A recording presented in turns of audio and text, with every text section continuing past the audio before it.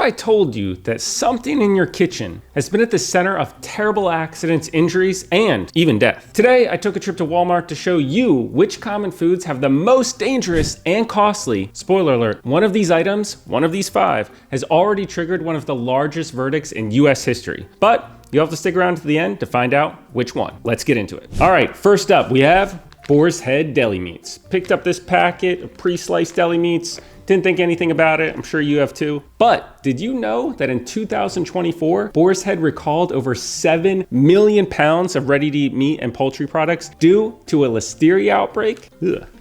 The outbreak resulted in 61 confirmed infections and 10 deaths across 19 states. In response, Boar's Head agreed to a $3.1 million class action settlement to compensate affected consumers. The proposed settlement, which the court preliminarily approved in January 2025, covers all consumers who purchased any of the affected products in the United States between May 10th and August 12th of 2024. So if you purchased Boar's Head last year, you may be able to get some money. Eligible class members must file a valid claim form online or by mail by May 16th, 2025 to receive a portion of the Boar's Head settlement. Next, peanut butter. Who doesn't love a PB&J? Well, lots of people, I'm sure, especially those who are allergic to peanuts. But regardless of whether you love peanut butter or not, did you know that this jar of peanut butter, well, not this specific one, but jars like it led to millions in settlements and criminal fines? Yep, in November 2006, the Federal Centers for Disease Control began investigating an outbreak of salmonella infections. The outbreak was traced back to Peter Pan peanut butter, which had been produced in Sylvester, Georgia. Over 600 people were affected nationwide. As a result, multiple lawsuits were filed against Conagra Foods for distributing contaminated products. Ultimately, they settled quietly, with civil settlements totaling over $36 million. And they even pled guilty to the misdemeanor charge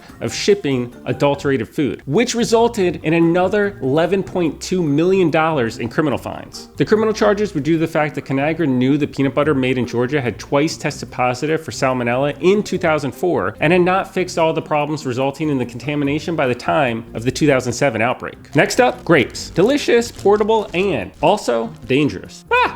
In 2015, a New Jersey resident slipped on grapes in the produce department of a ShopRite, which resulted in injuries to his neck. While the slip itself did not cause him to fall, the twisting of his body and attempt to brace himself caused injuries that resulted in at least 2 surgeries. A lawsuit was filed, with the man claiming that the ShopRite was responsible for the grapes being in the aisle. According to the man, they should have cleaned it up. Ultimately, the case settled for $1.5 million. Talk about sour grapes, am I right? Moving on, we have Nutella, chocolate hazelnut deliciousness. But what is it? A dessert? A treat? An example of a tasty yet balanced breakfast? Definitely not. In fact, calling it a balanced breakfast is exactly what got Ferrero, the company that makes Nutella, in trouble. In 2011, a class action lawsuit was filed by 2 California moms who claimed Nutella deceived customers into thinking it was healthy. The ads on Nutella's website, which were referenced in the suit, depicted a mother giving her children toast and fruit covered in what else? Nutella. Well, it's hard to imagine that anyone would think dumping chocolate on bread or fruit is healthy. Ferrero agreed to remove the ads and pay $3 million.